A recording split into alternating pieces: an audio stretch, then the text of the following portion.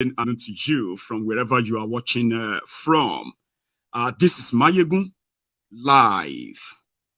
And as the description of this broadcast rightly read, not shocking.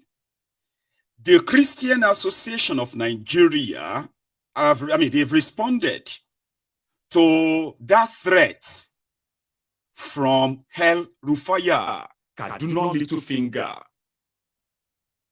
with what a lot of people believe is pure cowardice response. It's not new. But you see, tonight, I'm going to help us, right, understand what is really at play here, even though some criminals are bold enough to use Islam as the front for their criminal political adventure, while others are cowards, not bold enough, right? Lily-livered politicians wearing garments, calling themselves men of God, or the leaders of the Christians in Nigeria, lily-livered cowards. So I'm going to let you understand what is at play. And the popular question is, but what do you want them to do now? Say you want them to now start telling people to fight? No, hello. You will know what they need to do, but they are politicians too, and cowards. So tonight, I am going to start this conversation from there.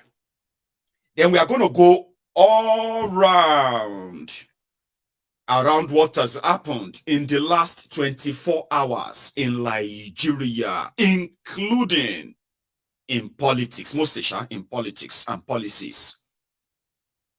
Few days ago, something that I don't think anyone else could try, no matter how crazy Nigeria has become, volatile, divided, Nigeria has become, only few people could utter some certain things in public. Some things that those who are from northern Nigeria will say. Only a few people, myself, who can say whatever I like, no matter whose ox is God. Then, northerners, especially northern Islamic jihadist politicians, who are very quick to throw in and play the religious card. They are not ashamed of it. If you question it, it is going to be called an haram, and you could be killed for it. That's how serious it is. When they make a stand, when they say something politically, if you disagree with it and you are from other part of Nigeria, it is considered as a blasphemy. So they attach their religion with their politics, and they are not ashamed of it. In fact, the rest of Nigeria will tell you, northern Nigeria, they will never vote for anybody that is not a Muslim. Like they are so proud to say it. But it is going to be all hell let loose. If you dare say, for example, Nigeria will be ruled by Christians only, forever, they may start killing people in northern Nigeria for just saying that. This is your opinion. You have no political position or anything. Just make that statement in southern Nigeria. They may start killing people in northern Nigeria. You have offended them. Because you said Nigeria will be ruled by Christians for life. How dare you? You will begin to see all of their scholars. They will begin to tell you, this statement can cause war. Your statement can divide Nigeria. This thing can cause problem. Blah, blah, blah, blah, blah, blah. Your statement will never let the northern Nigeria trust anybody again. If you want to be president in Nigeria or anything in Nigeria, you must get the endorsement of the Islamic North. It's like it's normal, but they don't burn you well. So go out there and beat your chest and say, Christians will be, or Babalawo, all of us will not get religion like this. They don't even consider us. I've told you that many times. Me, we no get religion. I no be Christians. I no be Muslim. I no be Hindu. I no be Babalawo. I no be Mamala. I no be anything. Just Maiyegun. People like us, We no exist. We no even get chance. Except we lie and pretend to be Muslim or Christian. Sure you get. That is the political structure of Nigeria. They said Peter Obi said 2023 election is Islamic. I mean, sorry, it's what do you call it? It's a religion war. Yeah. And the entire APC clan, people destroying people, they were running mad on that fake phone call. Altered, not fake phone call, but altered the phone call because they could pick where he said, this is a religious war. Please pray for me. Please help me talk to your people. Yes, daddy. Yes, daddy. For weeks. A lot of you bigoted animals, you use that as the reason why Nigeria dodged a bullet. That's what you said. Nigeria dodged a bullet because of a fake AI-generated phone call said, this is a religious war. Please pray for us. Please talk to your people. A lot of you want to run. You were actually running mad everywhere. I knew it. I knew it. Hey, God, yeah, blah, blah, blah, blah, blah, blah. But listen, just a few days ago, El Rufaya publicly said, we lied to them. We told them this is not religious. This is not about religion. This is about capability, blah, blah, blah, blah, blah. But of course, it's about religion. Everybody knows that. Look at what we have done in Kaduna. Muslim ticket. Look at what we have done. The governor is Muslim. The deputy governor is Muslim. The SSG is Muslim. The speaker is Muslim. This one is Muslim. He was bragging about that. The finance commissioner is Muslim. And look at what we have done in Nigeria. We repeated the same thing. He said it boldly. And everybody started speaking in tongues. I'm glad that those of you are actually real Muslims, so because I've told you this. When them born me, I know they don't born me with anything. Now, when I got to this world, they said I'd be Christian. I remember. So I was a Christian from birth to maybe about 5 or 6 months. Yeah. Then I became Muslim. I was still an infant too. So I was named Abdul Rashid. Yeah. So when I turned 1 and 2 or thereabouts, I became Christian again. Kerubu and Seraphu. Afterward, I became a Muslim again, reading the Torah as well as the Quran. Then I became this stubborn boy that they felt like, he needed some deliverance. So they took me back to Christianity. Now, you know why I'm saying this to you is because to let you know that I've lived my life in these two religions. And I can tell you, until this demonstration of grace came to Nigeria, I never used to kind of be able to differentiate other than the way they pray. Period. Everyone, we saw ourselves as the same thing. A lot of you grew up that way. But 1999 came, Sharia came, the politics of a religious supremacy came, Boko Haram came, and on, Nigeria continued to go through that slippery slope, down the hill, right before our very eyes. Today, you can tell those who have actually been all their lives fanatics who have been waiting for an opportunity to be able to slaughter people in the name of religion. I didn't grow up that way. No, I didn't.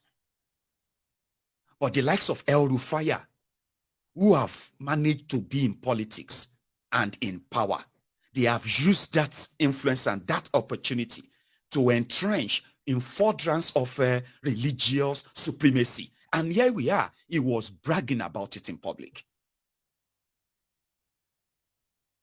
And a lot of you are so coward to even speak about it.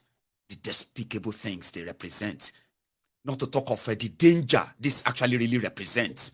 We have seen it. What do you think has been causing the killings in northern Nigeria? What do you think Those who are sponsoring the killings all over Nigeria, what do you think their aim has always been about? The bloodshed, the terrorism, what do you think their aim has always been about? Religious supremacy, religion supremacy in Nigeria. And they could only do it through politics. If the likes of El Rufaya put together a group and they started preaching religious supremacy, Islam is this, Islam is that, you will call them what their name is. What? Terrorists. But they are in government. You can't call them terrorists because what? They are official terrorists. They are in government. How could you call somebody in government a terrorist? Because their policies indicates that they are terrorists. So they can mask their terrorism behind religion and then deceive you to pick up arms and fight when somebody says, these guys are Islamic fanatics and terrorists. You will pick out the Islamic out of it and say, don't insult Islam. It's the same thing with Christian Association of Nigeria. What is Christian Association of Nigeria? A political organization or a supposed organization that should speak for the Christians when it comes to their rights in Nigeria without any shame whatsoever. The Islamists in Nigeria, while we were growing up, we probably didn't know much. They took Nigeria and added Nigeria to Islamic countries. Can you believe that? And that sat well with them in Nigeria. If you dare question it, it can cause religious war. Guess who are going to threaten that war? The fanatic 12 states of northern Nigeria. 12 states. They initially, for years, they were using their Islamist madness, masked as political unity. And they call it one northern Nigeria by dragging the entire Midwest, the middle belt of Nigeria, who are majorly Christians. They drag them into what they were bragging about as one biggest northern Nigeria. And guess those who they have subjugated under religious suffocation, subjugation, and terrorism? The Christians in the middle belt part of Nigeria. Politically, one Nigeria, one big Nigeria. But religiously, everybody knows their place in that particular northern Nigeria. So Boko Haram came. He showed everybody their place. This is your place. This is your place. This is your place. If you pass here and there, they go show you. So we got to know that there is no one Nigeria, but many Nigerias.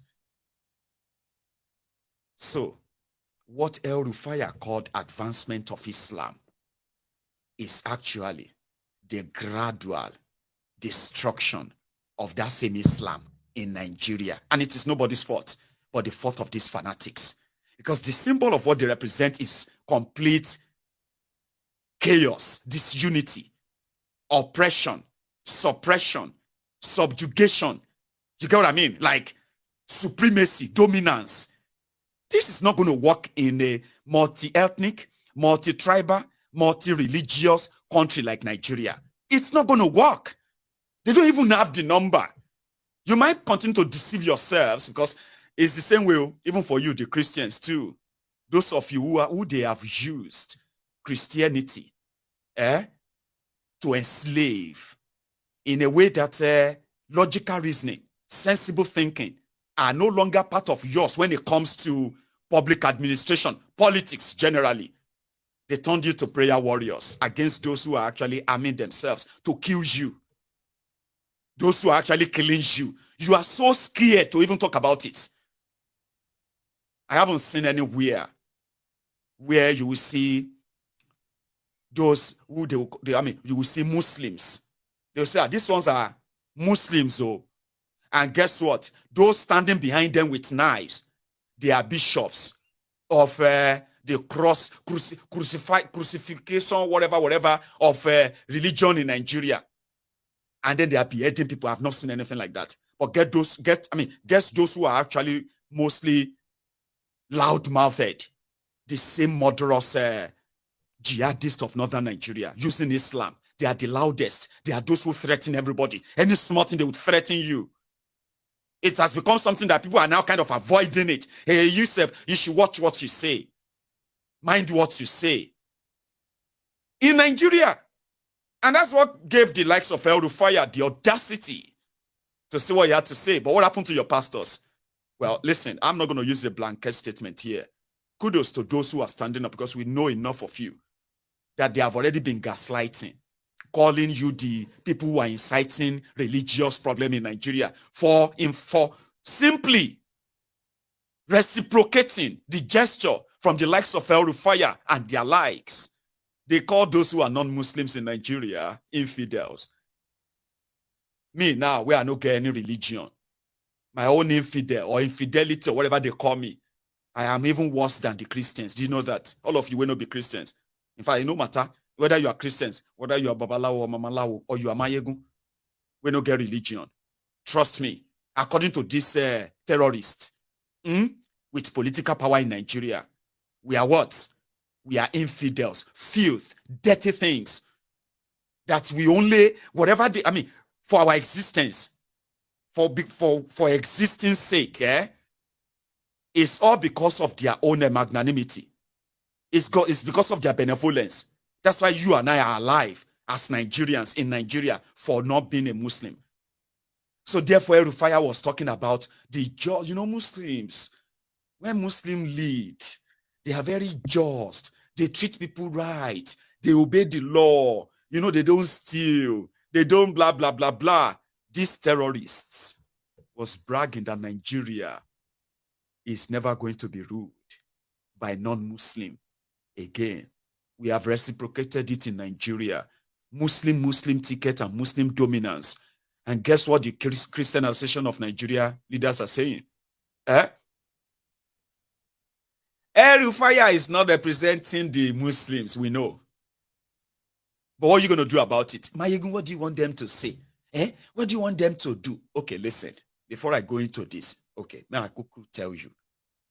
The likes of El Rufai is pandering to the jihadist Islamic scholars of northern Nigeria.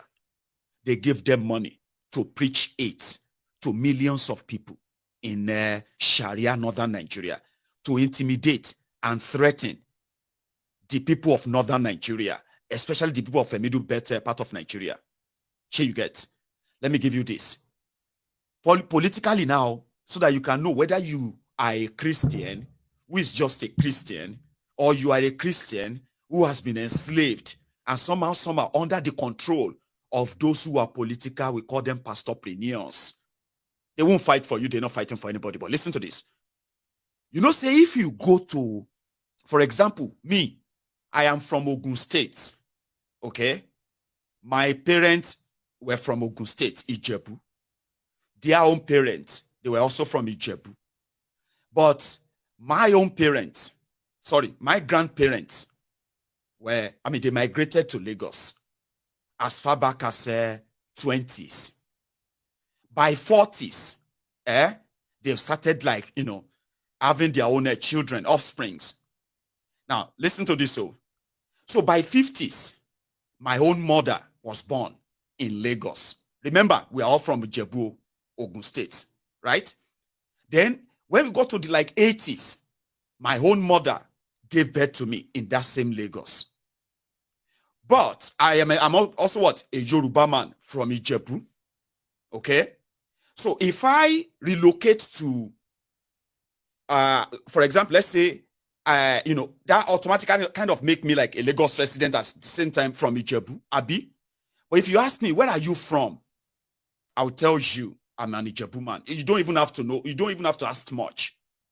Sure you get. Now, if it wasn't Lagos, let's say my parents moved to Ibadan and we were born in Ibadan. All that generation born in Ibadan will still remember that we are from Ijebu. So there is no much azu other than living within, Yoruba land and all of that. Nothing much. The Ibadan people, they know themselves. Sure you get. The Oyo people, the Lagos, well, Lagos is like cosmopolitan, so don't let us use Lagos. Ondo people who know themselves there. Okay? Now, in northern Nigeria, listen to this. So this is within western Nigeria now, Yoruba land. Okay? Let's say I now move to the nearest region to me, and that would be the old Midwest, which they now partly call the Niger Delta and Benin. That is the closest to Yoruba land. Okay? But it's another region, right? Now, if I live in Benin or I'm living in Delta, everybody there will know that I'm a Yoruba man. Even if I become so popular, even if I want to run for whatever it is there, no, I may not be able to run for anything, right? Now, this is where I'm going.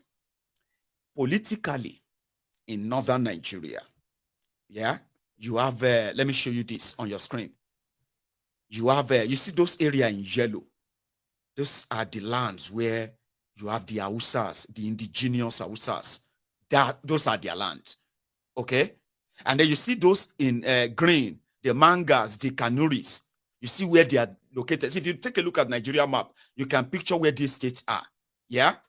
And then when you come to the middle, where you have the Kambari, the Bayi, the Nupe, the Debo, and all these people in this middle belt part of Nigeria, these are indigenous people there, okay? But you know what the likes of El Rufaya and their forefather did? I'll tell you.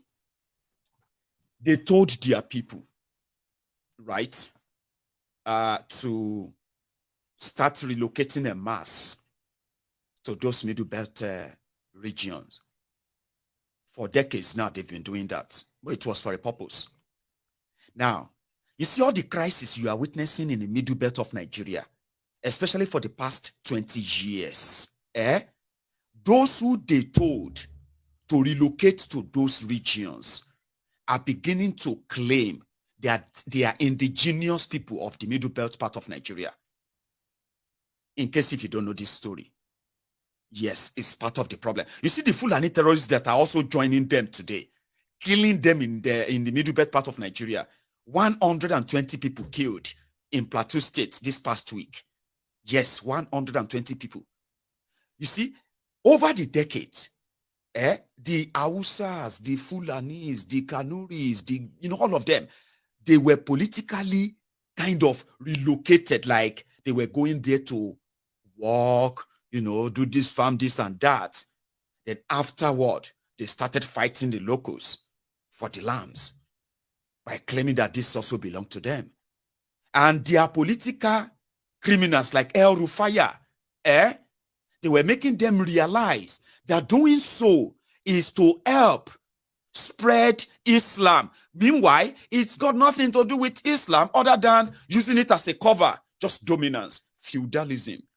If you are from middle belt part of Nigeria, you probably will kind of tell me if I am lying with this what I just said.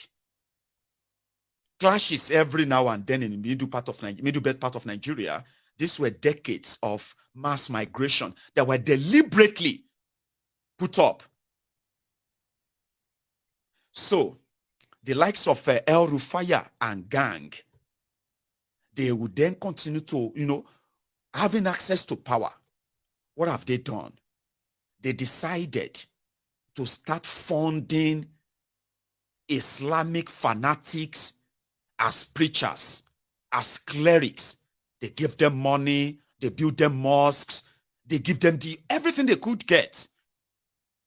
And by so doing, they have just one job to tell every of their listener that to sustain the spread of Islam through politics and subjugation in this manner is a task that must be done. Sounding funny to you? No, it's not funny. And that is why every one of them believe that when they give power to the likes of El Rufaya, they are giving power to those who are helping spread Islam, even if they are victims of bad governance themselves, killings and all that.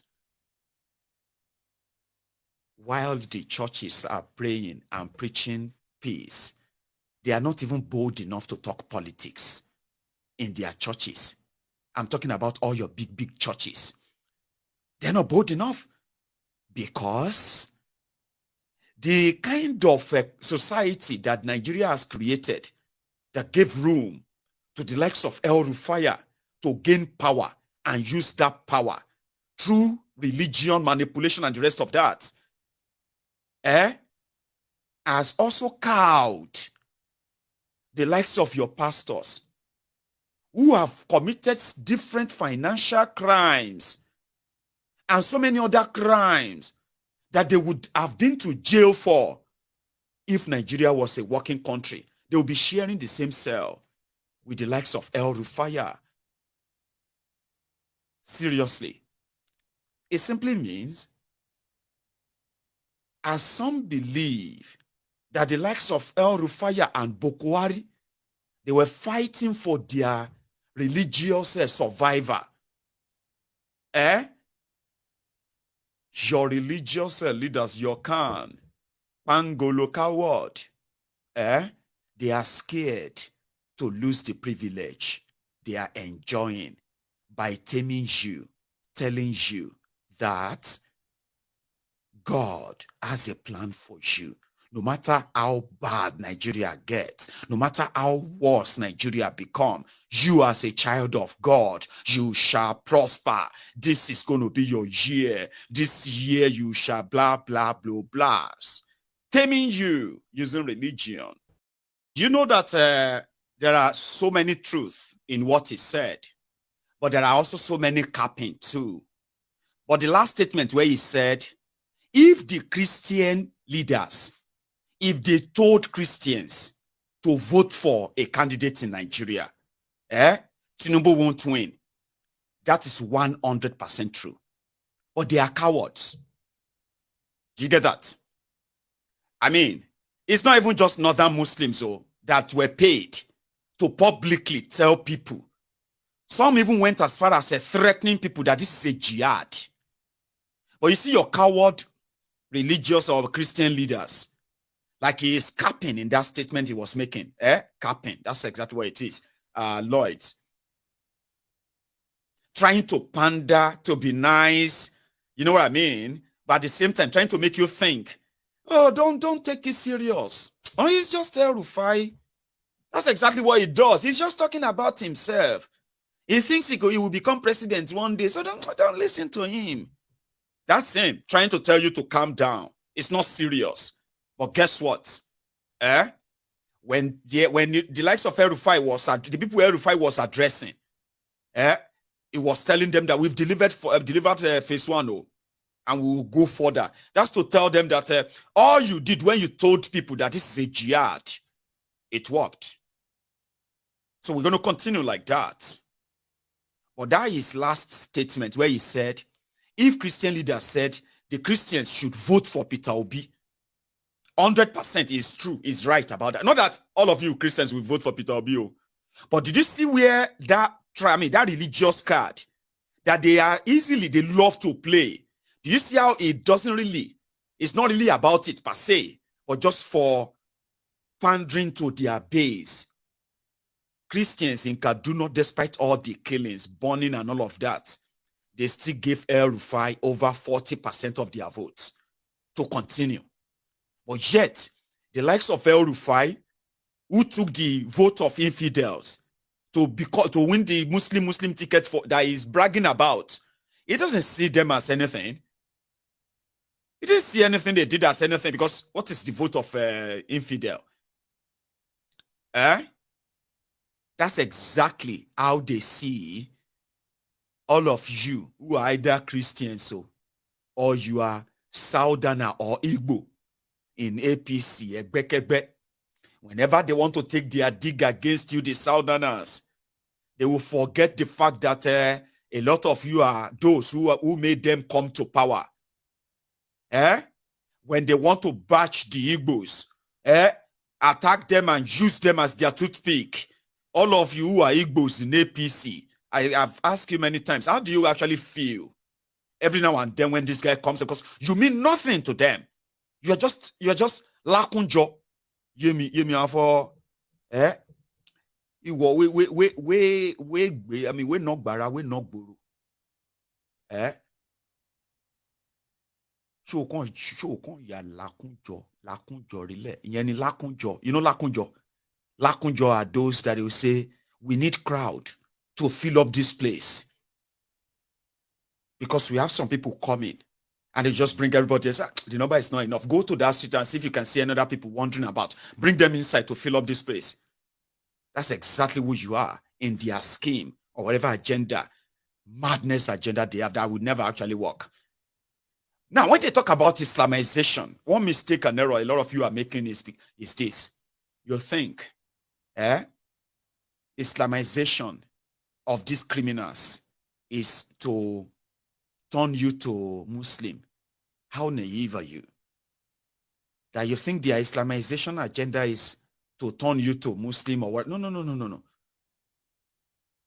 They've already managed in their mind, as Nigeria is, they control the institutions and they need more. Once they took over all the institutions and they entrench this mentality, like El Rufai said, for the next 20 years, now you go come out for Nigeria, you go find another place. Or you go and submit yourself and say, it doesn't matter where you come from. Institutional capture, which is state capture, which is what you have right now.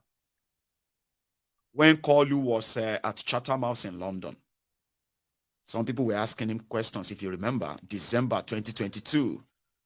That was last year, wasn't it? El Rufai, Tifnumbu said El Rufai would answer question on security. What Tifnumbu would do about security. The man that is the Boko Haram sponsor, El Rufai, will be in charge of Nigeria security under under Tifnumbu. So here is what he had to say. Let's first hear that of Dele Alakori. We were asking. And I think this was one of the moments when they thought that El Rufai would be the chief of staff to Tifnumbu if he won. If he wins, and then or he's going to be your secretary to the government of Nigeria, secretary to the government of the Federation. And he can use the opportunity. First, it will be the fight between Shitiman and Tifnumbu. Then the entire cabinet. And before you know it, it will explode. But like that guy said, the camp chairman or the camp president, El Rufai is using the same template of Bokwari, jihadist mentality, murderers, kill them, fanatism. This is what CPC represented. Sharia law, Sharia rule, until they brought you a Sharia judge to become the Chief Justice of Nigeria. This was the moment they thought El Rufai was going to become your secretary or something big inside the Tifnumbu's government. So far, so good. He never take any serious thing yet.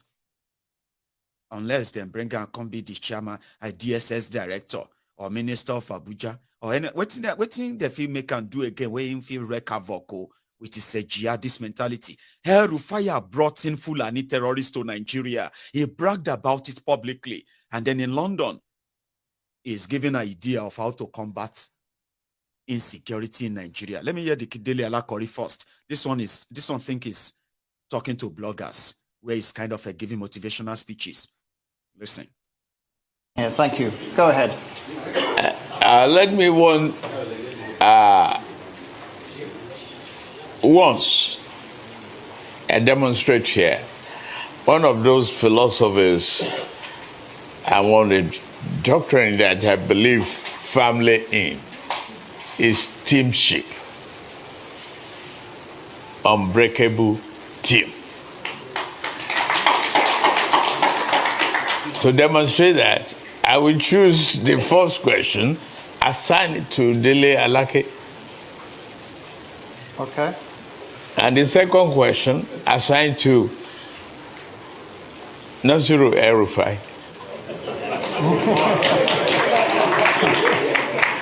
And third question assigned to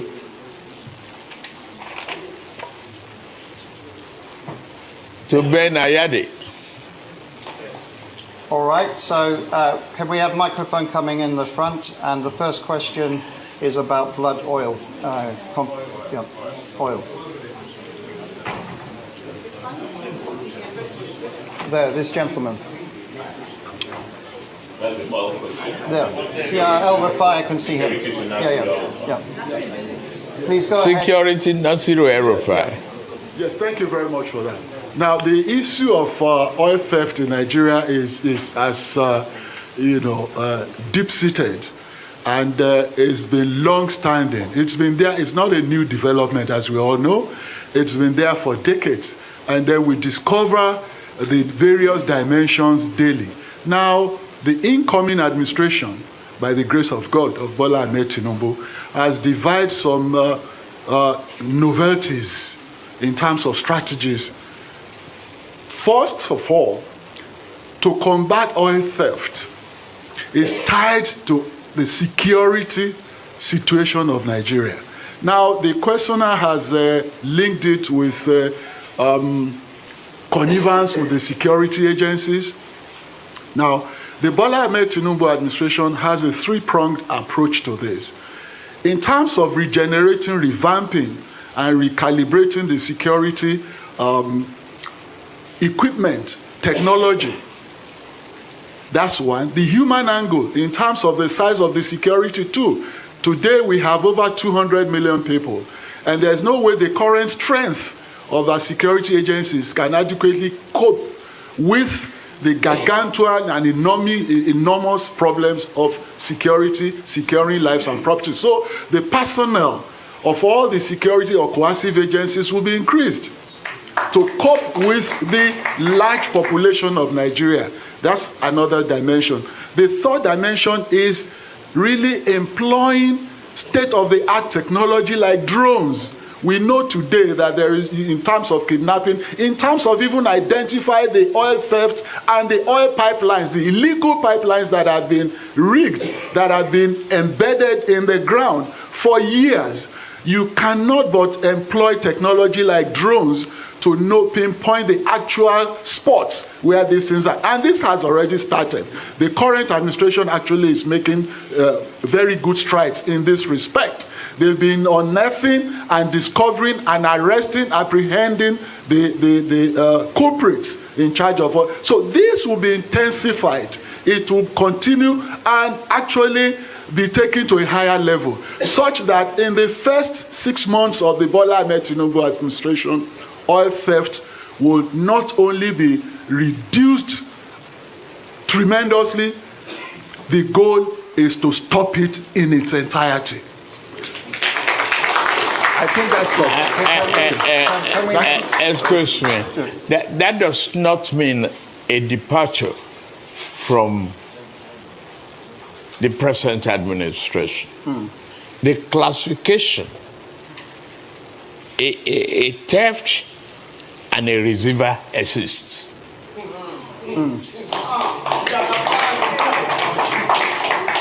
So you have to classify the receiver as taking blood money.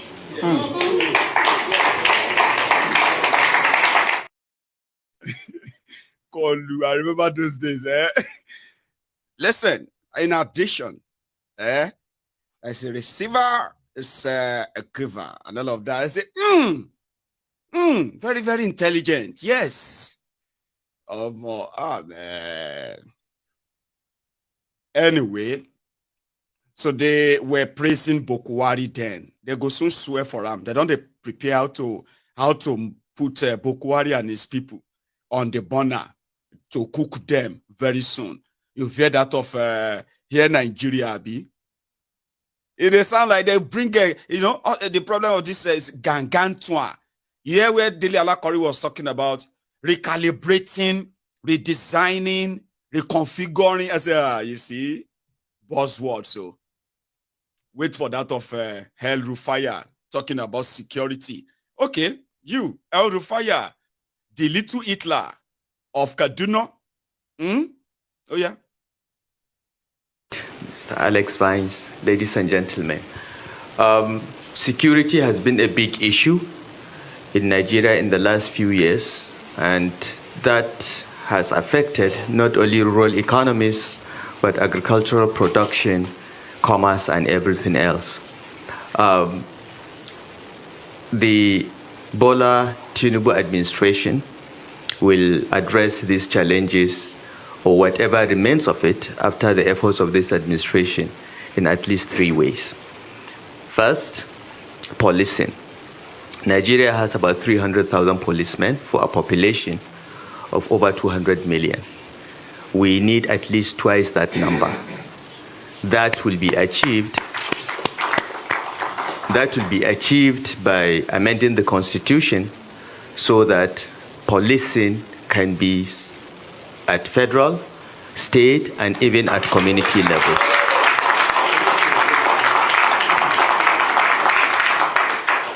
With increased security footprint, there will be less and less of criminal activity. The second step is to look at our armed forces and security architecture. Nigerian armed forces are not more than 200,000 in size, the Army, Navy, the Air Force. While some countries are even looking at a space military, we are struggling with just less than 200,000 members of the armed forces for a country with a population of 200 million plus. The numbers, the equipment, the skills, and the training of the armed forces will be scaled up, will be increased rapidly to meet the asymmetric nature of the security challenges that we face. Because today, our armed forces are not fighting with other countries, they are fighting with non-state actors, and the doctrine, the training, the numbers must change. And the Bola Tinubu administration already has a blueprint which is embedded in our action plan to address this. We will scale up the numbers of the armed forces, we will ramp up not only the numbers, but the training and equipment. In Nigeria, in 1967, the total size of the Nigerian army was only 10,000. Because of the civil war, within a year, we ramped it up to 250,000. So it can be done. And what we are facing in Nigeria today, banditry, terrorism, separatism, and oil theft, requires a new approach towards security, enhancing the numbers, providing enhanced technology, and collaborating with the rest of the world to ensure that our country is not only internally safe, but not a threat to our neighbors. Thirdly, the issue of proliferation of small arms. Following the collapse of Libya due to no fault of ours, will have to be addressed through collaboration with countries like Mali, Niger, Sudan, and Chad, and so on and so forth. This we have already started, but this will be deepened and broadened under the leadership of a new security team under the Bola Ahmed Tinubu administration by the special grace of God. Thank you. Thank you. We have. And we are competing with armed robbers and the bandits to recruit from the youths who are unemployed. 33% unemployed.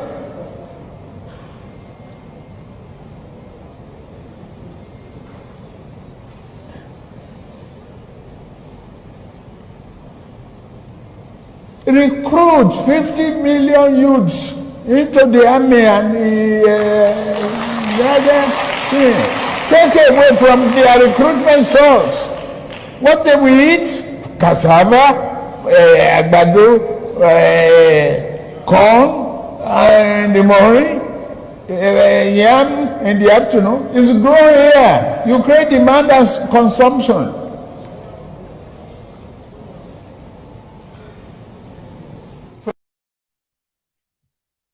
So that was El Rufaya in London. I bet he was probably just smiling inside as he was making that nonsensical response to that question at the Chatham House. He probably was, it's like a terrorist coming to give you an idea of how to be safe. Kaduna State housed all of the security institution in Nigeria. Like, they have their base in Kaduna. Military training college, police training college, Jaji. Oh no, sorry, that one is not there, yeah? All of the Nigeria security system, all of them, they have their headquarters in Kaduna. But yet, the terrorists that have killed thousands of people in Kaduna and down straight to the middle belt part of Nigeria, they have been living a life of the kingdom the likes of El-Rufai promised them, where they can do whatever they want and they will never be held responsible as long as they have power. So it was probably a shocker to them when they heard that El-Rufai won't be, what do you call it, the SGF, Secretary to the Government, right? He's not going to be, maybe they will make him Minister of Defense. Some said that Kwakwanso could be your Minister of Defense. See, your own problems. But today, Kalu sworn in George Akume as the Nigeria's Secretary to the Government of the Federation. Egbadurao. So here is what happened today. He's a cheerful giver, philanthropist, a thief. Yes, I said it. However, when he arrived at his new office. Now, let me tell you something about all these offices, in case if you don't know. And how much of them are just there to further make your life hell. Now, it's up to you.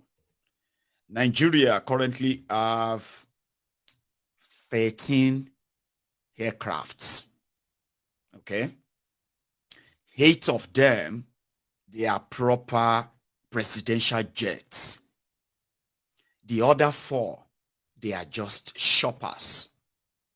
Shoppers that could take them anywhere, anytime and all that. President, vice president and all that. Now you see all those 8 planes.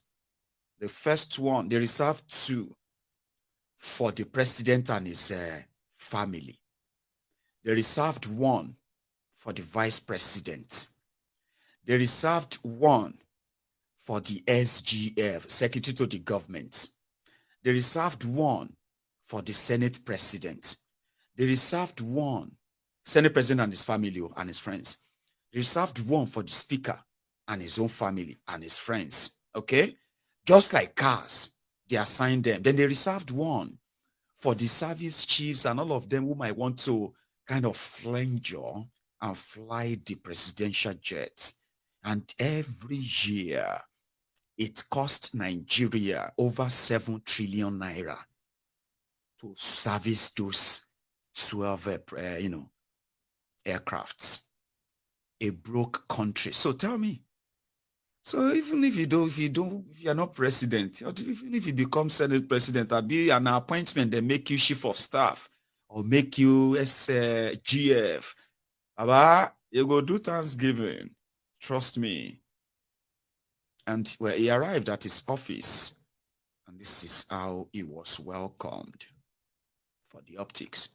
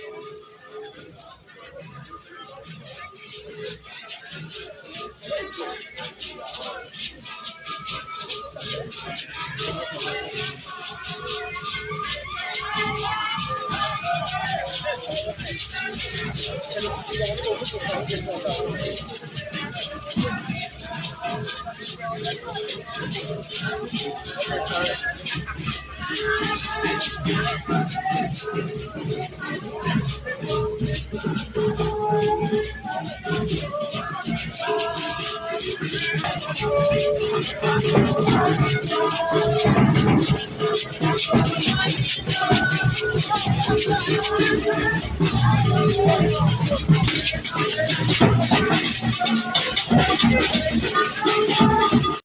know the thing is a miracle working God. Thank you, Jesus. It's a miracle work. Because now miracle, now God do have. Hey, now God, miracle. Oh, thank God, it's our turn, it's our shot. God is so great. God is so mercy. Now all of everybody where they go still get appointment under Bokwa, under Tifnumbu.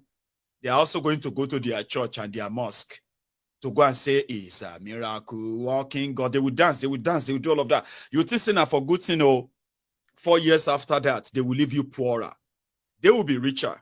Thieves. Then they will then go back to the same place and then they will donate money for building, money for harvesting, money for this and that. And they will give them the front row seats. They will sit down there and they will be doing Thanksgiving that 4 years after they went alive, they came out alive, and God has been so good to them. Is that not a miracle?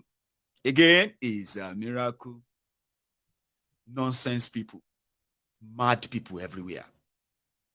You know the thing?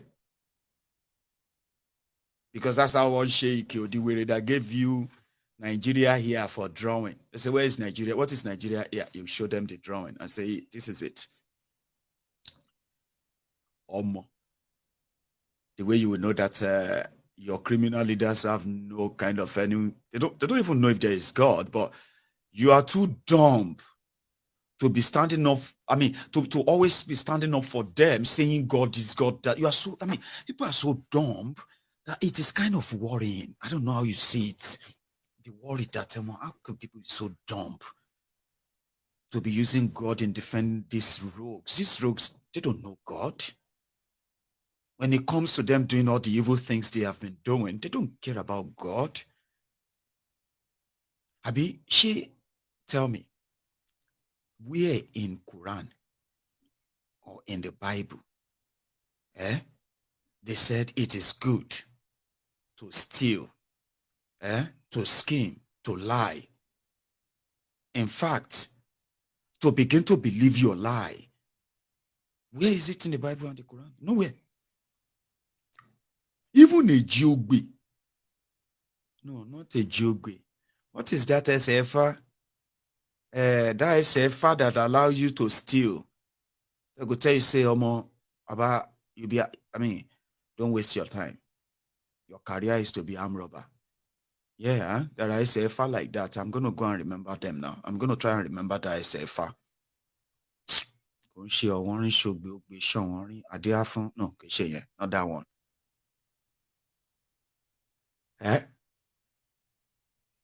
I'll come back to that.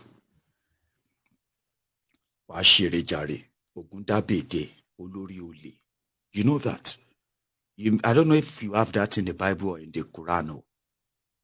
But if you go through the traditional means, SFA, if they tell you, if they do like this, and they say, Ogundabede olórí olè. Man for le jami o.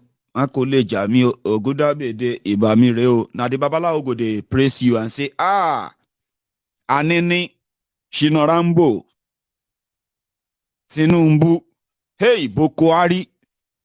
Your career not to be armed robber. No good thing say you won't go school, go study anything. But there's nothing like that in the Bible or your Quran. But somebody called Adisirika scammed 200 million people.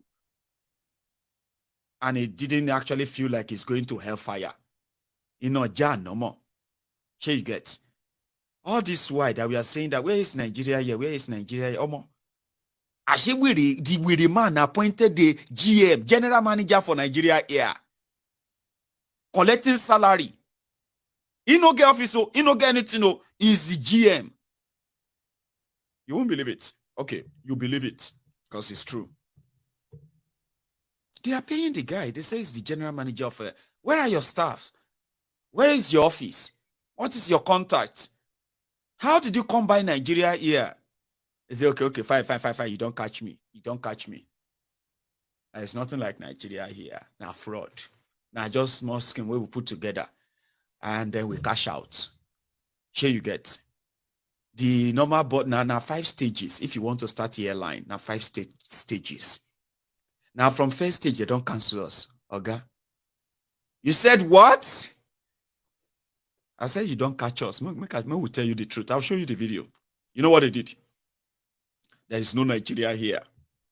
It was haphazardly put together, fraudulently put together, that even Nigeria, as corrupt as Nigeria is, Nigeria agency that is in charge of issuing license to people to say, okay, you have passed stage 1. They said if you want to set up airline in Nigeria, yeah, if you fast track it, it will take you 2 years before you can get all the certification to start. Start looking for office, start looking for this, recruitment and training and pilot and all that. Sure you get. And if you want to get that certificate, it will take you 2 years. So, and at least you must have like 5 aircraft. Minimum of 5, maximum of 100. Not maximum. Maximum of 100 and above. These are the conditions. Adis Rika, who happened to be the Minister of Aviation, the one that is supervising the agency that issue licenses for people to start airline, safety and all of that, he put together a fraud. Agency in the ministry rejected the Nigeria Air as a fraud from stage 1, the simplest stage. Simplest. I'll go see if I still get that thing. I'll read that to you. Get why they tell you all these things, Because if you think some educated people cannot be scammed, no, you have not visited Nigeria. If you go to Nigeria, you will see educated people parroting nonsense with all of their strength and might.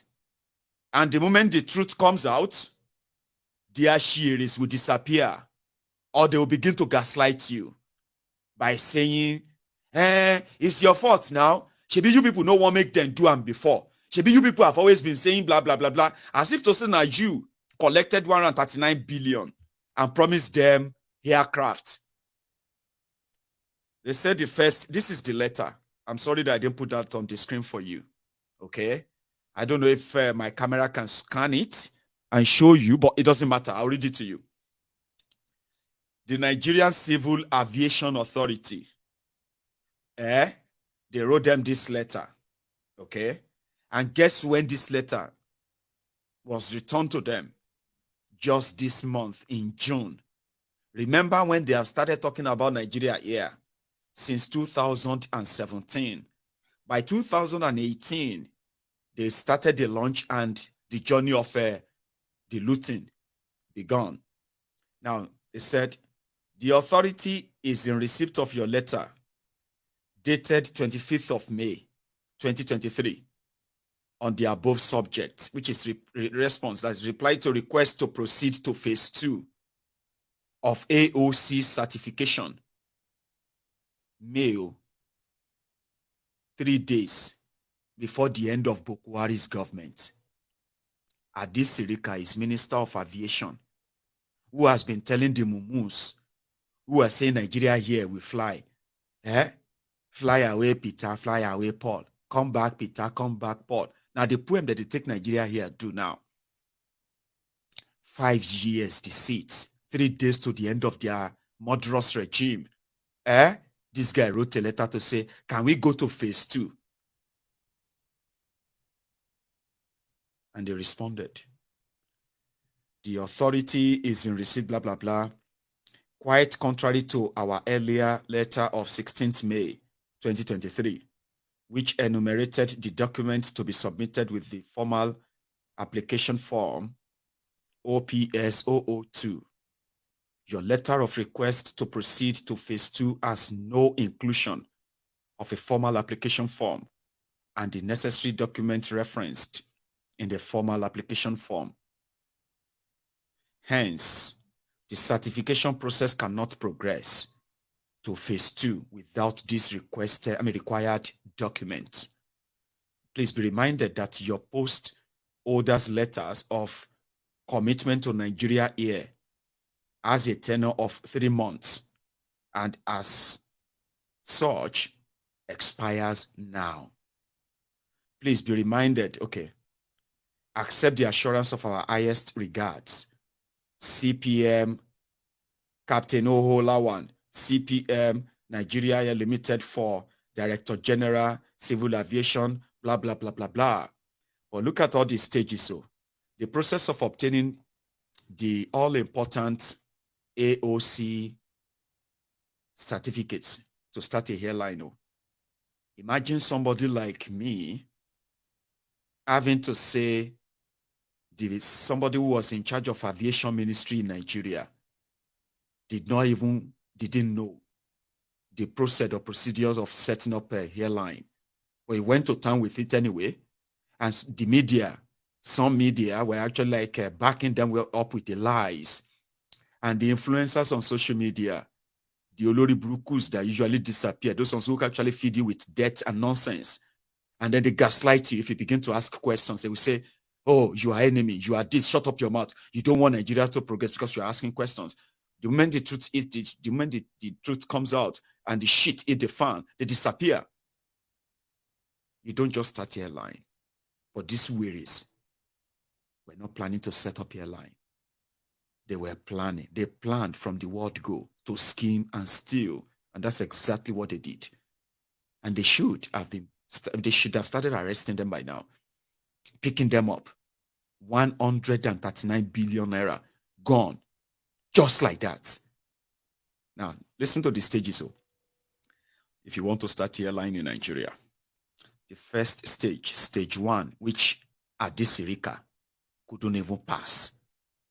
And the APC, Egbekegbe, the Buhari Dins, Buhari Diderins, the Buhari Dinotus, Buhari Dijatus, the Buhari Shuku, Sungu Ziaris, Unnekaris, ombuds, slaves, sophisticated morons, and the rest. Gaslighting you. Ordinary first stage, the simplest one. The Alimajiri jihadist Sirika under Bokwari, fraudulent Bokwari, couldn't pass it. So Nigeria here is dead, but Nigeria here has a manager. You're going to hear from him soon. So stage 1 is the pre-application phase where the NCAA will appoint a certification team and process the application statement of intent form called ACOPS 001. In this stage, discussions on all regulatory requirements, the formal applications and attachments, and any other related issues will take place. This is usually a week's process. Just 1 week, they'll get that done. It doesn't take much. That's the one they couldn't do in 5 years. Stage 2 involves a formal application for intending entrance, where documents and manuals, including the curricula vitae of key management personnel, must be submitted for evaluation. The minimum time frame for the formal application phase is 2 weeks. The second stage, as said in this text, is where you submit the CV of all those who are going to be the management, the staff and all that stuff that are going to be in charge of all the, the staff of the airline, directors and the rest. You submit that, and once they pass that stage, right, you go to the third one, stage 3.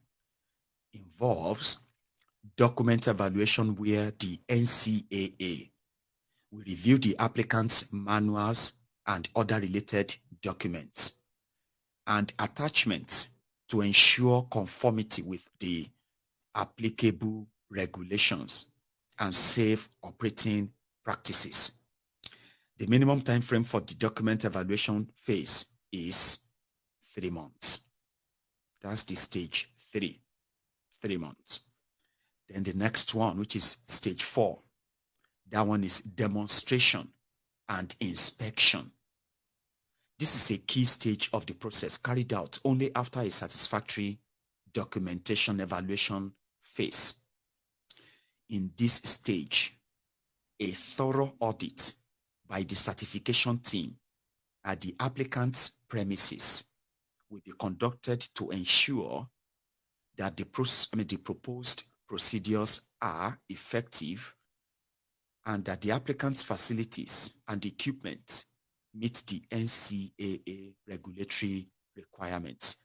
This is now like physical inspection.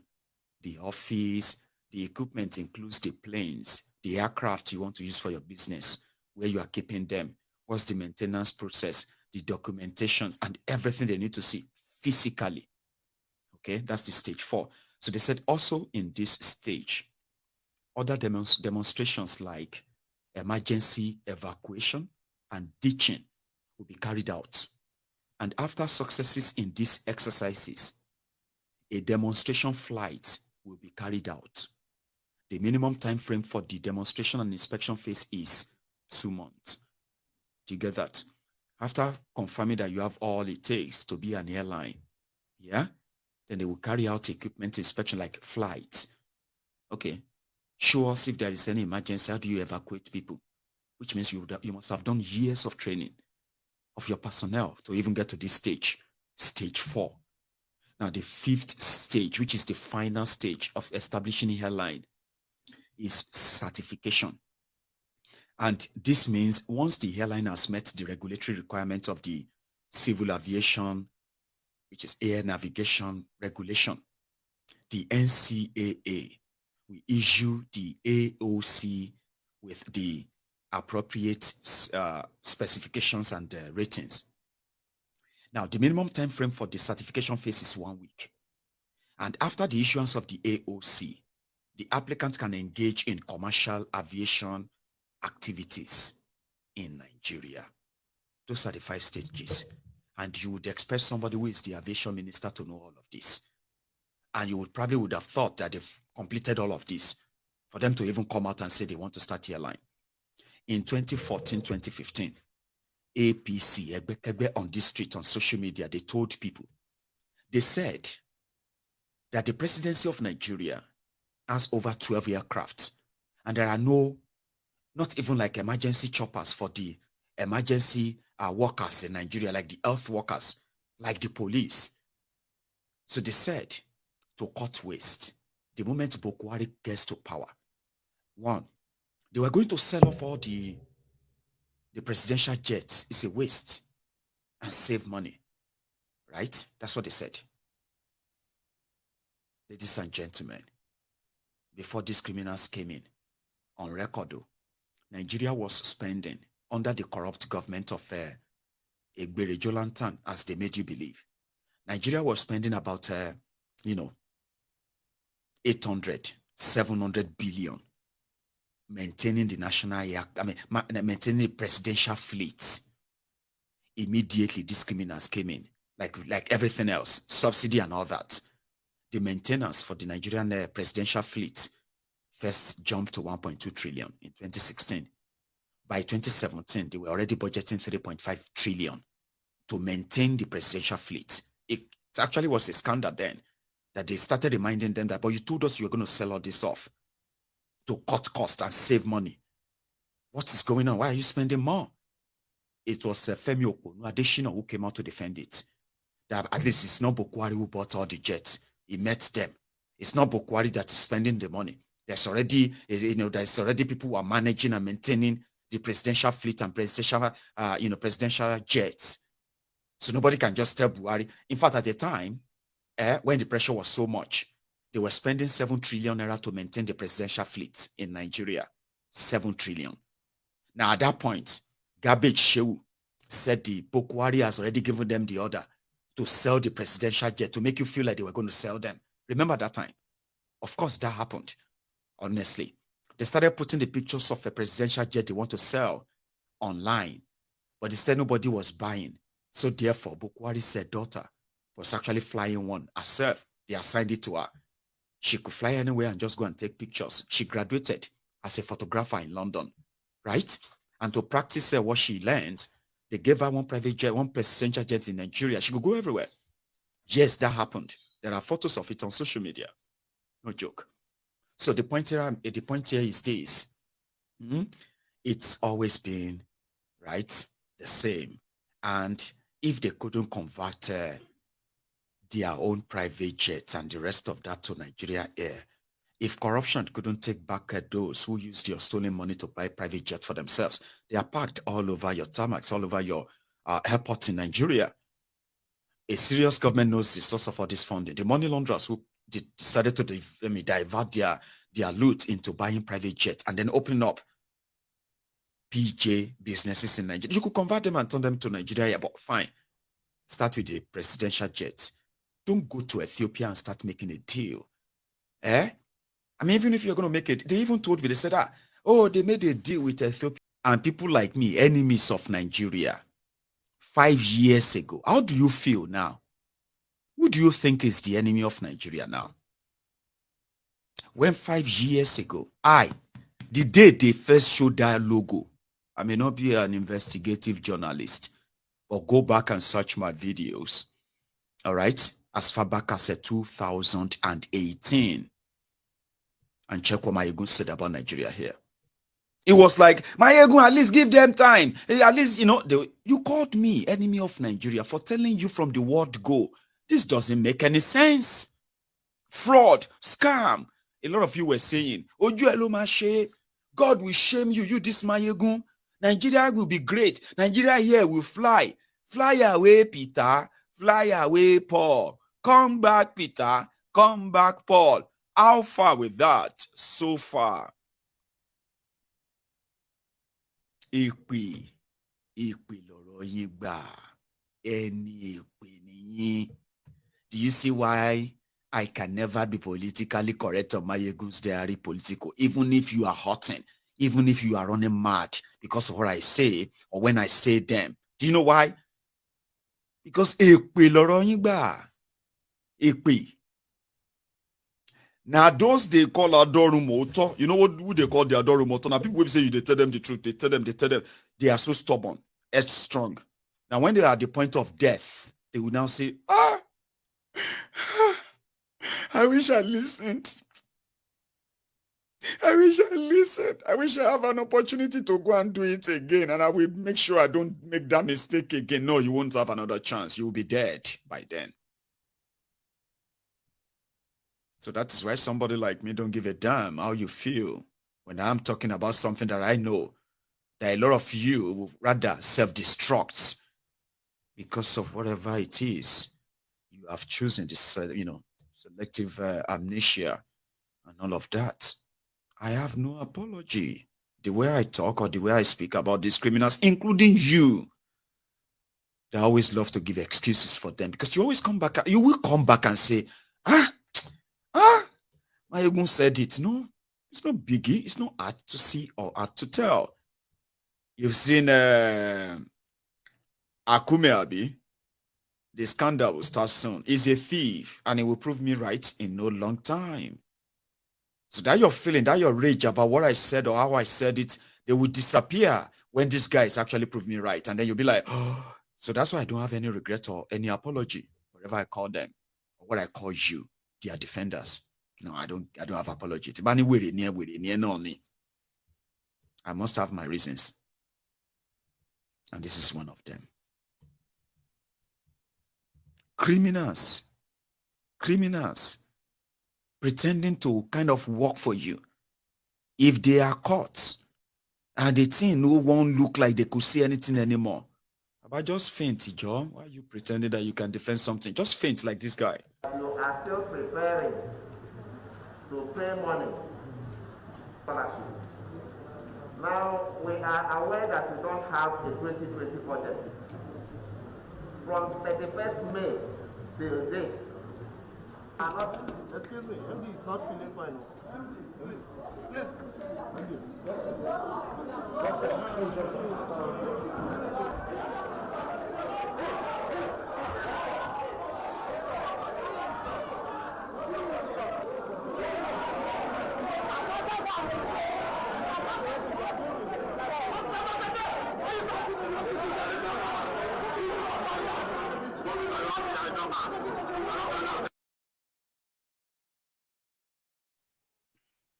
Just faint. Hey, you don't faint to bring water, you don't faint to, because they are asking him to account for 5 point something trillion naira missing in a ministry called the Niger Delta Niger Delta Development, Niger Delta Ministry. You guys, so you don't die, you won't die, let's see. That was the end of the whole probe.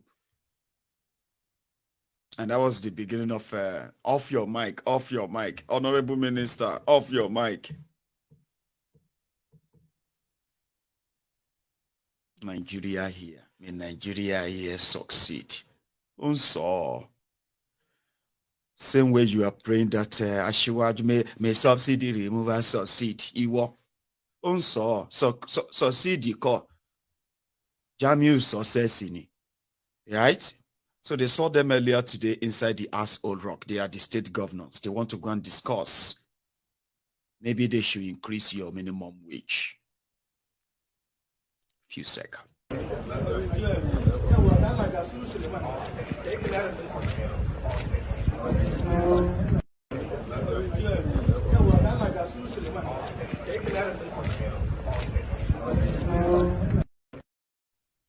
So now they are reducing the days of work for workers in Nigeria.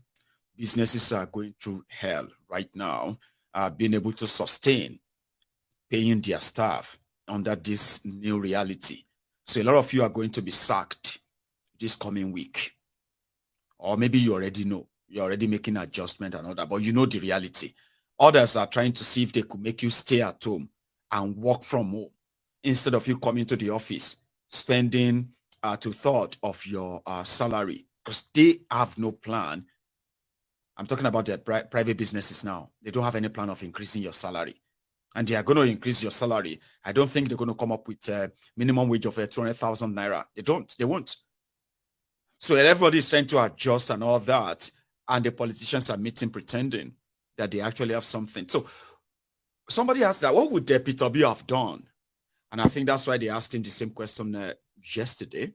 And he did kind of use a narrative and he said, you know, they are saying that I support a subsidy removal. Of course I do. I don't support subsidy removal in this mannerless and then, kind of unsympathetic way. No, I don't want. I mean, he actually likened subsidy to that of painful tooth. Let's say you have a toothache, okay? You know that you have two options, okay? Continue to apply balm, hoping that the pain will numb and go away, or go to the dentist and remove the tooth. Abi? But you know that if you choose that you want to remove the teeth, so you want to remove the tooth at a dentist, you have one option. No, it's not even an option. To remove the teeth for you, the tooth for you, the doctor, the dentist will need to numb that place. Because they're going to pull it. Now, when they pull it, because they have numbed your gum or this part of your mouth, you are likely not going to feel, you won't feel the pain, but you feel the pull. You will feel it, but you won't feel the pain. Like when they didn't put any analgesic, what they call them, to numb that gum. So imagine somebody use a plier to pull your teeth. Do you know what the pain is? So what would be said it would do was that it will first apply numb. Because he personally knows that subsidy is a scam. And he knows that the moment it is removed, the criminals who are benefiting from it, they will likely want to sabotage the economy. So according to him, he said, the first thing is to first determine how much is the fuel consumption in Nigeria. That is the first start. And he knows, because he knows as a businessman too, that half of what they said Nigeria is using every day that prompted this massive subsidy payment is fraud. Nigerians are not using them. And these days they say that, they've been diverting them to other West African countries to sell them cheaply after collecting subsidy money from Nigeria. Okay? So having that kind of fact, then he personally believed that removing the subsidy by half is the beginning and the complete removal of it after finding a way to cushion the effect compared to what Kanu, who probably had no clue or plan initially. But he announced it anyway. Now they are figuring out how to save the looming economic crisis, where they are currently reducing the working days. The government workers are going to be working 3 days a week. And therefore, they can tell you, go and do anything else you want to do to make money, because we cannot pay you a full month anymore. We are going to be paying you half salary of half month. We will increase your salary to this price. Here you get now. So, in Obi's words, for the record, listen to it.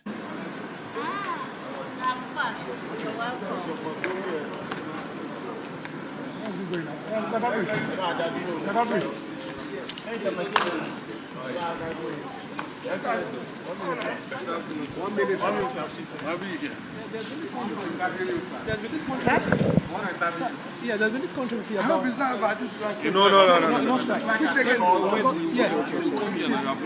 Yes. Please, let's him come close because we are blocking. People say you okay subsidy removal in your campaign. Can you give clarity on that? Let me know what are you talking about? What are we talking about? Yeah, they said removal of subsidy is okay. How can people carry subsidy to court? No. It's the premises. We are not reporting in court. People are saying that the APC, the ruling government, the ruling party, they are saying you okay subsidy removal during your campaign promise. Can you give us clarity on the kind of subsidy removal you're talking about during your campaign? No, it was not during my campaign. If you have followed me very well, right from the time I was a member of Jonathan's economic management team, I have consistently maintained that we need to remove subsidy. Because for me, it's organized crime. People were just stealing the resources of the country. And that crime has to stop. And I showed my own position in empirical data to show that the amount of fuel we consume is totally far ahead what we are supposed to consume. I showed it in data, comparing with countries like Pakistan, and it's very clear. So I maintained about its removal. And throughout my campaign, go and read my manifesto, I maintained about its removal. If you have a toothache and you go to a dentist, there's a difference between removing your tooth by applying anesthesia, which will alleviate your pain, and just pulling it out. The difference is that I believe it should be removed with conditions, and that condition has to be applied. If I was involved, I would have shown in empirical statistical data how much we are going to save, where we are going to apply it, the gains for the people, so they can, just like I said all throughout my campaign, that I'm going to govern the people by being open, showing them empirically verifiable facts on how the country can be better, and everybody can follow it. Yes, that's what I would have done. A lot of persons are on the same page with you. Agree that the subsidy should be removed. Yeah. But the impact that it's having on the masses especially is the reason why a lot of persons are in support or supposedly in support of protest. So what are those conditions? That's why I said I would have go and read my data. I said I'll bring back everything to fiscal viability. There's things you need to do. There's things you need to show. Even when Jonathan was removed it, that was when they came out with Shopee, all sorts of things. There's conditions. It's there. And I have shown, remember what I said, in verifiable empirical data, statistically, what we are going to save, where it's going to, and everything. The reason why Nigerians are agitating about everything here is that when people say, let's go and suffer, let's go and sacrifice, they don't see the effect of the sacrifice at the end. But if you're going to do it, then do it in an organized manner where the people can see a verifiable plan. And that's it. I did a lot of similar things while I was governor in Anambra State, stopping this to do this. But each one I did, I showed the people in a verifiable manner where we're going to land. Governance should not be supply-driven, it should be demand-driven. You govern with the people. Let the people know what you're doing and explain to them in a clear terms that they can follow. And on that, I think I'm going to take a few calls and then we can call it a night. What time is it? Okay. So we probably will take a few calls, okay? And I'm going to take a break. So if you're still watching me, you can drop your offering now, like the broadcast before you leave if you want to. Or if you are going to be interested in adding your own voice too, the number on your screen, please use that. Thank you very much, Vincent Brown. Yes, we are now over 83,000. We are now approaching 84. But I still want to take us to that. I want you to take me to that 100,000 so that I can come back here and show to you. Oh, look at this silver plague from YouTube. It doesn't really matter because now mad place too. You can have 1 million subscribers and you can wake up one day when they feel like, listen, we have had enough of you, and they can just shut it down.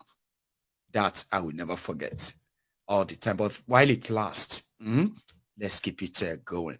I'm going to go make myself a cup of tea. And when I get back, right, we will take calls. And then we'll call it a night. Don't go anywhere.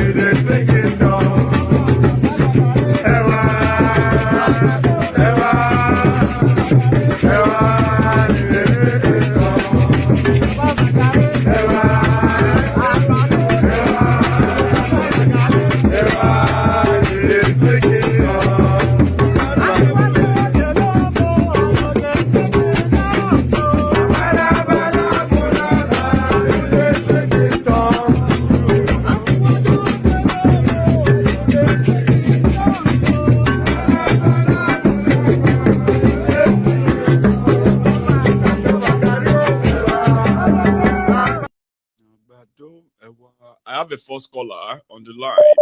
Hello there. Maiyegun. How are you, sir? I'm going to make it as short as you wouldn't even believe it. Maybe 2 seconds. You remember me from calling you. I said, and I still say, we're more than them. Yes. We're more than them. We can go on and on and on and on and on, but we're more than them. That's all I have to say. God bless you.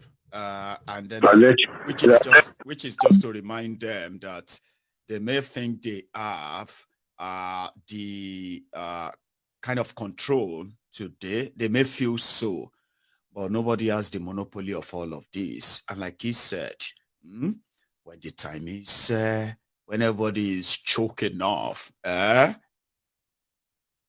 see if you are more than them or not. Oh, I just got to, hang on. As he called it, as asking me to kind of, return the call, something, and it drops. So keep trying. If you are that person calling in and then it keeps dropping, I think I have you here. Hello there. Maiyegun, how you doing? I am very well, hello, Baba. How are you? How's your family? Can't complain. How is you? How is yours, I would say? Mohammed, is that you? You know who's speaking right now. Yeah, this is Mohammed. It is you. Speak clearly. You know, when you speak, you want to have what you want to say, and then here you have it. Please. I want to respond to what Osita said yesterday, and then I want to talk about this Nigeria air issue. Right. But let me start with the Nigeria air situation. You see, Buhari's government is a total embarrassment. That guy is really dull. He's dull. His cabinet members are dull. Everything about him is an apology. The Nigeria air situation is a situation where they wanted to take Nigerians for a ride. I don't know, maybe they believe that. Well, yeah. Yes. Maybe they believe that. Maybe they believe that because our education system is poor, so maybe they think that people are not smart enough to realize their nonsense. I know. Do you understand? But that thing is an embarrassment. I just wonder how other countries will be looking at Nigeria. And then even if they want to set up an airline, a national carrier, it will just be just one aircraft. That thing is so embarrassing. It's messed up. It's really messed up. And that had this very Minister of Aviation, that guy. I wish you have you ever seen the house that he built while he was in power, while he was minister? You have seen it? I once showed that here, and I thought I could get a clip or a video of it so that I could keep that permanently. But a lot of people probably have seen the palace as well, where they have inner road in his estate that is built for himself. Like they have inner road. I'm telling you,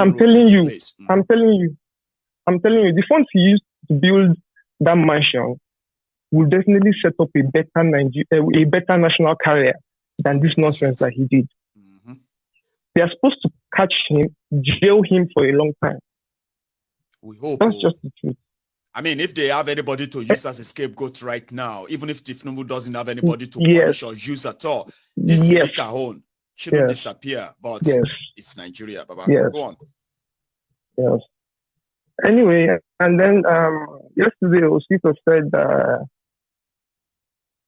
based on the fact that I said somebody sent me a text message and all that, Osito said it is not left for me to come on this show to talk about things that are happening, that I should direct my efforts to my inner family and my environment and all that. What Osito does not know is that regardless of my background, I know more about the plight of the ordinary Nigerians than he probably does. And nobody has the monopoly of activism. If Osita knew me personally and he knows my escapades and how I have made it my mission to speak truth to power, he wouldn't be saying such. Sometimes even my forebears tell me that I should be careful. They try to say that I should take it easy, but I've taken it as my own mission, my own calling to speak for the downtrodden. So I think the fact that I'm still on this show contributing shows that I want to understand the plight of Nigerians, home and abroad. This show allows me to understand the plight of the diasporans. And that's why I'm still here. So Sita should not come and start telling me that I should go and be speaking to my family, blah, blah, blah. He doesn't know what he's saying. Okay. If he wants to know about me, he can go and Google my name. No. I mean, it won't be hard for anybody to even Google your name in this sense, right? You know what happened. You personally told me here that it's something you regretted. You shouldn't have put that second name there to make it easier for everybody to say, "Oh, it's hang on, Mohammed." Okay, you've stated your part. Like, let's say you want people to believe that you are misunderstood, you are misrepresented, but nevertheless, you are just somebody who is here to understand and feel the pulse of others too, even though you have been out in your own way of searching for or spreading truth.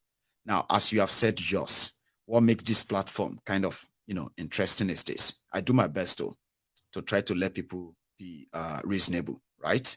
Especially when they can smell bullshit from far.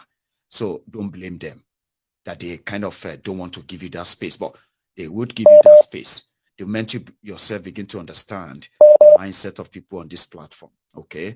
Now, you've said yours. You will expect them to respond. So I hope you will still be able to continue to kind of endure whatever comes your way. It's not going to be easier, but eventually people will know you for who you are. And once they do, right, you'll be a member of the family too, because here, it's not that we all agreed on one thing. We are not zombies. You get that? A lot of them are here, they disagree with me all the time. Yeah? But whenever they kind of agree, they agree with our sincerity. And they believe that that's how it should be. So, Mohammed, keep watching. Osita may likely call back in. So, I know this is not going to end. It's going to be back and forth. But thanks for that, okay? So, like I said, one thing about Mohammed is that he keeps, or should I say, he keeps coming back, which means everybody here have a right to be suspicious of Mohammed. And at the same time, we also must remember that everybody has their own opinion. And I won't make it look like you don't have right to your suspicion, okay? The first time Mohammed appeared here, Mohammed attempted to gaslight me in my own temple, right here, when he said, and he was asking me, why am I always reporting negative things about Nigeria? Why can't I see something good about Nigeria? Then he said, and all of you watched that day. And Mohammed, yourself, you are watching in case if you have forgotten, right? So that you know where people are coming from for not wanting to trust you. They watched you trying to gaslight Maiyegun on his own program. You told me, you said, why am I inciting people against government? Is it because I have Japa? That's what you said that day. Is it because you have Japa? Is it because you know that if anything happened in Nigeria, it won't affect you? You purposely came onto my program to gaslight me. And I've got my own brethren. They won't forgive you for that until they see the sign that you actually like genuinely and innocently just expressing yourself. And I can see improvement as well, to be honest. It seems there has been some improvement in your approach. You will get there. And like I said, it is either we convert you to begin to see why a lot of us would never, ever, ever entertain any little idea that these criminals can do something good for Nigeria. Even if some of you actually have that belief. On this platform, we have our evidence that gave us that conviction. We will never, ever, ever trust any of your politicians, no matter how much trust you have in them. So you see the contrast. You will catch up at the right time. Hello there. All hail Biafra, all hail Odudua. All hail Biafra, all hail Odudua. Brother, how are you? Yes, I'm good, Just here enjoying the show as usual, listening to the great how can I say, sermons that you always give, and very enlightening. Yes, Nigeria is a clown show. Definitely is a clown show. I mean, what we've seen previous from Buhari, I think Tinubu might outclass him on that one. But just an example would go to Muhammad. It's just a clear example of why we need this show, why we need this platform, because you might start off, not knowing or being ignorant, but by the time you're done listening to what Maiyegun has to provide to you and give you, and you digest it, now you start seeing things differently. Yes. See, he's been cured of his ignorance. You know what I mean? Yes. And now you see the approach that he's coming in, he's a bit more, how can I say, humble. So, listen, I'm glad that you got the harsh reality and the treatment that we have given you. Yes. So you can now learn. Maybe you can now pass that on to your other folks that also have that same mentality, of being ignorant to what's facts and what's not. It's obvious that Nigeria cannot be fixed. Nigeria is very corrupt. Everything about Nigeria is just diseased. Tell them. So the only way for us to now cure this is to what? Desensitize by your daily dose of Maiyegun General. Yes, sir. You understand? So people keep sharing and like and subscribe. That's how we spread this message and we start changing the narrative. Thanks, man. And coming up with a better way to save ourselves from this hellhole that we put ourselves in. Foolishly allowed ourselves to put ourselves in. You know what I mean? Unfortunately. By allowing these criminals to continue to keep gaslighting us and playing us, and while they commit the crime and loot and steal. Let me just leave it this way because I know others are calling in. I just want to give another shout out, Michael. Keep doing your thing. Salute, salute, salute. Thanks, man. All right. You have a good one, Baba. So like I said, I would expect others to kind of react as well, all right? This is not about Muhammad. You know why we mention Muhammad is that Muhammad could be like, sorry, my guy, hang on. Sorry, 1 second. It's not about Muhammad, okay?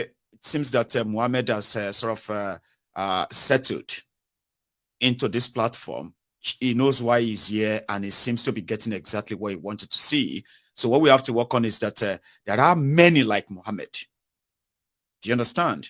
Their belief, like, don't let us pretend that we don't know this. A lot of them are on this platform and they are here because they have this personal belief that this Maiyegun is always talking about how to break Nigeria. This Maiyegun, it doesn't talk about how to work together and do one Nigeria, all this nonsense they tell themselves. And their conviction is that maybe Maiyegun is interested in seeing Nigeria born, or he wants to see Nigeria at this, but their criminal leaders who are actually doing it are being shielded from that responsibility. Here you get. So if they are bold enough to pick up their phones and call in, bold enough to come here and say, oh, we thought that all of you abroad are trying to make us go and fight our leaders. To the point where they now get to a stage and say, oh, we appreciate the fact that a lot of you abroad are not keeping quiet, because if it's for us here, we have been so misled. Thank you. So if we can get to that, from that to that, so Muhammad can be a go-to example. So don't think we are making it about him. No, there are likes of Muhammad on this platform too. Ignorant, foolish, and completely confused. And some of them selected, or they intentionally became confused. Muhammad is enlightened. Yeah, he's more enlightened. I've seen some of his write-up criticizing the government in Nigeria. But turning around as a writer to come on Maiyegun's Diary Political to kind of accuse me of trying to incite people in Nigeria was a very wrong first foot he put forward. If he hadn't said all of that, he probably would have been your darling. You know what I mean? I've observed that, and I'm just saying it to you, that we have so many people like him. They are keypad warriors. They are in the comment section, typing nonsense. They are not bold enough to pick up their phones and call Maiyegun. Yes, old, young, and the rest, they are there. They are commenting. Bunch of cowards. So if Muhammad, who felt like, it's like we are just we don't like all the politicians in Nigeria. There are good ones among them. Then we have to tell Mohammed that we don't give a damn about any good ones because we know the system better. And that's up to him, how he sees us. I thought I should add that. So, yeah, my caller, I'm so sorry I had to keep on hold. No, it's okay. It's okay. It's How okay. are you? It's okay. I'm good. And you, Maiyegun? It's been a long time. This is Dot in the Circle, the second. Dot in the Circle, the second. I've got two, and I'm glad you are in. Yeah. How are you, sir? Yeah, I'm good. And how are you? How is the family? Well, we are here. We are surviving. Thanks for asking. That's good. Thank you. Yeah. Anyway, I've not been calling, but I've been listening. I've been, of course, I'm one of your best followers, so I've been on day and night. Bless you. Anyway, yeah, I just have. Let me just nail it on the health. I want to talk about. I just want to involve Mohammed in what I'm going to say. I just want to let him know that most of us in diaspora, we have seen it all. We have seen it all, and that's the reason why we are actually fighting for them to have a better country. Because that's why we are actually fighting for every one of us to have a better country, which is everybody going to their own religion, their own region. Mm-hmm. Yeah. Because Nigeria is a corrupt country. Nigeria can never be good. I was in Nigeria for just 1 week, I think 7 days. I actually went because of something. I had to go do something. Right. But what I experienced in those 7 days, it was hell. I have never seen such thing in my life. And I was just like, this country has, Nnamdi Kanu used to say that this country has a lot to be, a lot that they have to do in the life of people because the people themselves are really corrupt. Everybody in that country is corrupt. I was in Nigeria and I'm just going to say, in Western world where we live, when you are boarding a flight, right? Mm-hmm. And when you want to fly, you can check in online and you can do everything online, get your boarding pass. All you just need to do is just to go and drop your bag and, just go in the flight, right? Yes. And exactly the same thing, I flew with KLM. Exactly the same thing I did in Nigeria when I was in Nigeria. Do you know I go to the airport? I think I was at the airport, I think 2 hours before my flight, the takeoff of my flight, yeah. I was there and, people had come early because, Nigeria, because of the hold up and stuff like that. But there was a lot of queue. The queue was so long that, I was sweating at the airport. And then finally, it got to my time, my turn. And these people said they're closing the door for the collecting of bags. And I was like, what? I'm just on the queue and you're telling me so there was a lot of people behind me too, and we just started making noise there. Over there, we were talking and, and before you know it, they started walking out. The people working for the airline, they started walking out one by one. You could not see anybody to shout on again, So, and it was so difficult that I finally found one. I went to meet him. I'm like, look, I've checked in. I have my boarding pass. I have everything. It's just to drop my bag. He was like, hey, you can fly without your bag. Oh, how can I fly without my bag? I had to look for an officer to talk to. Not knowing that the officer, all of them, they all